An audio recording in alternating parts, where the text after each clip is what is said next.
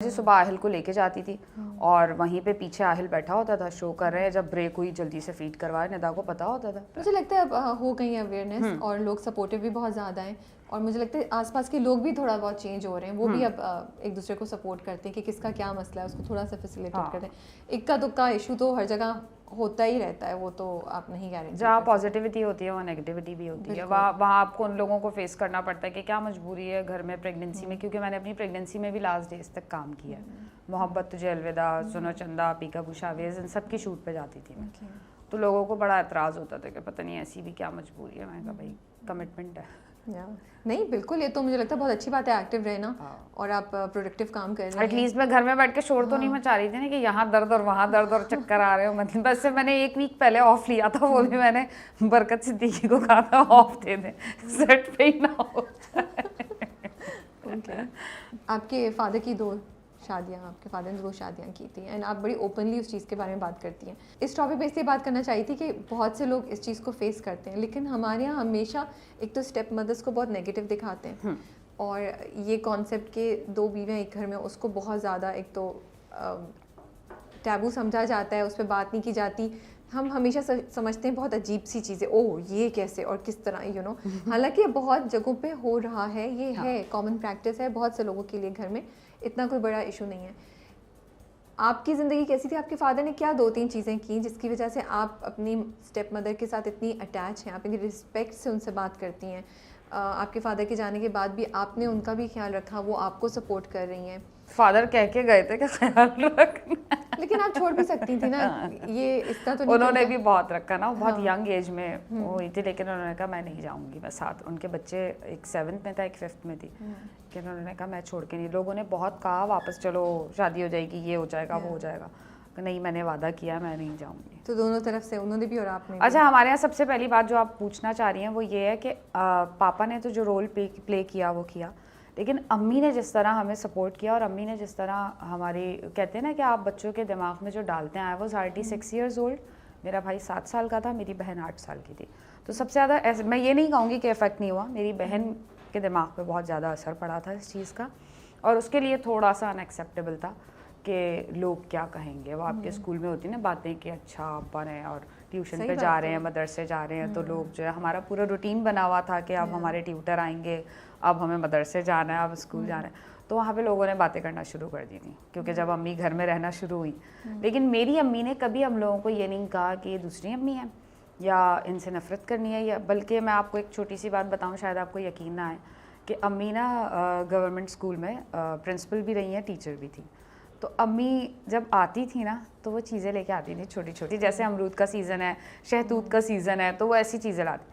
वो ला के ना सबसे पहले कहती थी तलहा सुंदस को दे दो, तुम लोग तो बाहर भी रहे हो, हम लोग सऊदीया में रहते थे, तुम लोग बाहर रहे हो, तुम लोगों ने ज़िंदगी के सारे मज़े किए हैं, इन बच्चों ने अभी क्या देखा है। तो वो कहती थी पहले उनको दे दो, अगर बच जाए तो तुम लोग खा लेना। मतलब मैंने ऐसी माँ नहीं देखी कभी। ये आपकी अम्मी? मेरी अम्मी।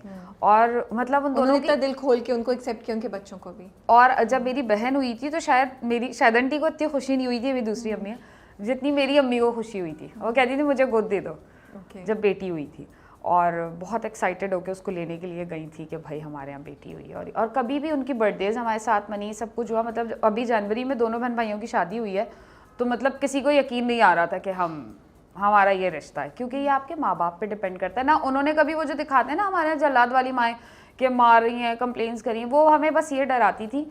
हम छोटे थे, बेवकूफ़ थे, वो कहती थी कैमरा लगा हुआ है, पापा देख रहे हैं, जबकि वो पापा को रिपोर्ट करती थी कि हम क्या कर रहे हैं, और हम समझते थे कि वाकई में। और कभी कहती थी डिवाइस रखी हुई है, तुम लोगों ने आज जो शैतानी की थी, पापा को आवाज़ चली गई। ये आपकी अम्मी कहती थी? ये दूसरी वाली अम्मी हमें डराती थी। अम्मी तो जॉब पे होती थी ना, तो हमें डराती थी, तुम लोगों ने ऐसे किया था ना पापा। आप सुन नहीं रही होंगी बात आप लोग ना, तो वो बता दी थी पीटी सेल पे, पापा को बता देती थी इन्होंने। आजकल तो बच्चे पकड़ ले कहाँ है डिवाइस, कहाँ है कैमरा। हम इतने बेवकूफ़ थे, हम कहते थे अच्छा ठीक है। और फिर हमें कभी भी इन चीज़ों से, आप ये सोचें कि दोनों एक जैसे कपड़े पहनती थी, दोनों के पास सारी चीज़ें एक जैसी थी, और अगर एक रोटी बेल रही है तो दूसरी पका रही है उसे, एक सालन बना रही है दूसरी सब्जी काट रही है, तो हमने ये वाला माहौल घर में देखा है। और दोनों साथ साथ जाती थी, तो सबको पता था कि हाँ भाई नॉर्मल है ये। हाँ, आने वालों को बड़ा अजीब लगता था, बहुत बार अक्सर ऐसा होता था बहन का कोई रिश्ता आया तो लोग मना कर देते कि नहीं इनकी 2 माएँ हैं। हाँ, ये चीज़ हमने फेस की। मेरी बहन के प्रपोजल्स आते थे तो लोग कहते थे नहीं इनकी 2 माएँ हैं भाई, पता नहीं कैसी तरबियत हुई होगी। ये सवाल उठते हैं, वो तो जो अलमिया है हमारी सोसाइटी का वो तो है ना, लेकिन मुझे कभी उनसे मसला नहीं हुआ। मैं उनको शोज़ में भी लेके जाती हूँ, साथ जाती हैं, कहीं तकरीब में जाना हो मेरे साथ होती हैं। अगर मेरा कोई कराची से बाहर कुछ हो तो छोटी बहन जाती थी साथ, फिर अब अम्मी जाती हैं। माशाल्लाह से। आप क्या एडवाइस करना चाहेंगी जो लोग सुन रहे हो, हस्बैंड्स जो सुन रहे हैं जिनकी 2 बीवियाँ हैं, कि वो कैसे मैनेज करें, या औरतों को या यार बस बच्चों को? मैंने अम्मी को जो देखा था ना, जब हम थोड़े मैच्योर हो गए थे, तो अम्मी को जब मेरी बहन सवाल करती थी कि क्या मजबूरी थी, बेटा भी था बेटी भी थी, क्योंकि हम तीनों थे और ठीक ठाक फैमिली, फिर हम बाहर रहते थे, तो अम्मी कहने लगी कि बजाय के 2 अलग अलग घर होते और तुम्हारे पापा इस तरह जाते और मैं बार बार फ़ोन करके उनको डिस्टर्ब करती, तो उससे अच्छा, क्योंकि अम्मी का एक तरीका था कि अगर खुदा ना खासा किसी का इंतकाल भी हो गया ना, तो अम्मी पहले पापा आएंगे, वो नहाएंगे, खाना खाएंगे, फिर अम्मी उनको आराम से बताएंगी कि हार्ट पेशेंट है, कहीं अचानक से सदमा ना हो जाए। वो बहुत ख्याल रखती थी उनका, बहुत ज़्यादा, दोनों। तो उनको हमेशा यही रहता था कि ना नहीं अगर मैं इस तरह करती तो तुम लोगों को टाइम नहीं मिल पाता, तो मैंने साथ ही रखा। अब ये कितनी अच्छी बात है ना कि मतलब पापा बटे हुए होते, और अम्मी ने कहा कि बजाय के वो चोरी छुपे करते फिर मुझसे छुपाते, तो उससे बेहतर ये है कि आप सामने कर लें, साथ रह लें, तो ये मसला नहीं होगा कि तुम कहाँ थे। अब पापा जब घर आएंगे तो घर ही आएंगे ना दोनों के पास। तो बट उन्होंने आप लोगों का सोचा ना कि बच्चों को बाप क्या मिस नहीं करे या कुछ भी कहीं भी कमी नहीं हो, और उन्होंने उसको, और पापा का भी सोचा ना कि इतनी उनकी ट्रैवलिंग हो जाएगी कि भाई वो उधर हैदराबाद जा रहे हैं, इधर कराची, मैंने कहा ले ही आए आप, तो वो रुखसत होकर यहीं आई थी। चलें, thank you for sharing this. And the idea was that कि इस टॉपिक पे अगर बात कर ली जाए, जो लोग इस चीज़ से गुजर रहे हैं शायद उन्हें कोई गाइडेंस मिल जाए, या फिर जो लोग इस चीज़ को में हैं उनको थोड़ा सा कॉन्फिडेंस आए कि हम अकेले नहीं, और भी जगहों पे ये चीज़ हो रही है, तो इसलिए हमने सोचा हम इससे बात करें। आपका अपना फेवरेट ड्रामा कौन सा है अपना? एक तो सुनो चंदा है, एक ताबीर है, ओके, जो बहुत मेरा फेवरेट था, इमरान अशरफ ने लिखा था ताबीर, और उसमें मुस्कान नाम था मेरा, बहुत अच्छा था उसके डायलॉग्स और चीज़ें और परफॉर्मेंस।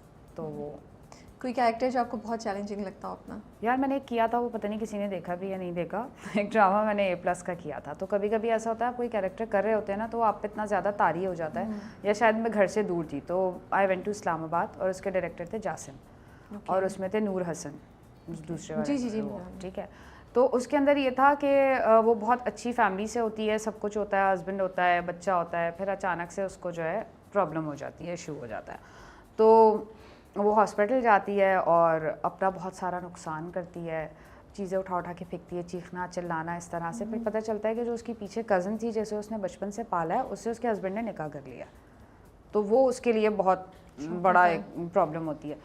तो उसके अंदर जो परफॉर्मेंस थी ना, वो सब कुछ, और फिर मैं घर से दूर थी, तो जब मैं करके आती थी ना, मैं बहुत देर तक रोती थी, और 2-3 दिन के बाद ना मैंने अपने हस्बैंड को कॉल करके बोला मुझे ऐसा लग रहा है मैं पागल हो गई हूँ, मुझे ऐसा लग रहा है मुझे इलाज की ज़रूरत है और मुझे स्लीपिंग पिल्स लेनी चाहिए। कहते क्या हो गया, तुम वापस आ जाओ, छोड़ दो ड्रामा।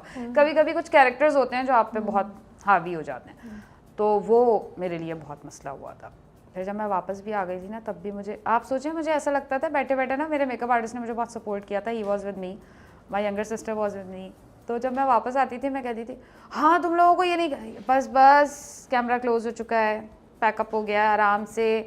मैं कहती थी चाय नहीं बनाई, ये नहीं क्या, वो नहीं किया, आराम से पैकअप हो गया, पूरा दिन बच्चे को संभाला, उसने अब जाके तुम चाय बनाओगी, तुम्हारी बारी है। तो वो चीज़ ना मुझ पे इतनी हो गई थी कि अच्छा नहीं, जो मैं ऑर्डर दे रही हूँ वो मेरी बात सुनो, वरना अच्छा नहीं होगा।